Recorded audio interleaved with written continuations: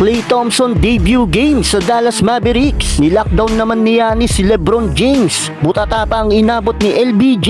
First preseason game ni Klay Thompson as sa Dallas Mavericks. Nakakapanibago, parang kailan lang nasa Warriors pa itong si Thompson. Well, maalat na panimulang opensa para kay Klay. Sala ang lahat ng binitawan. 0 out of 3 sa kanyang shooting. Kasama na ang tres na ito na hindi pumasok mga idol. Mayroon lang 2 points, 1 assist si Klay Thompson sa first quarter. Pero second quarter, dito na umarangkada si Klay Thompson. Isang tres kagad ang kanyang binitawan. First 3 points ito ni Klay Thompson as a Mavericks player. Wala si Luka Doncic pero naglaro naman si Kyrie Irving. At silang dalawa ni Thompson ang kumakana para sa Dallas Mavericks. Nasa written na si Klay Thompson kung saan bumitaw pa ito ng dalawang magkakasunod na tres bago magtapos ang first half. Well, pagdating ng second half ay hindi na pinaglaro si Thompson at Kyrie Irving. Well, nagtala ng 10 points si Klay Thompson sa kanyang debut game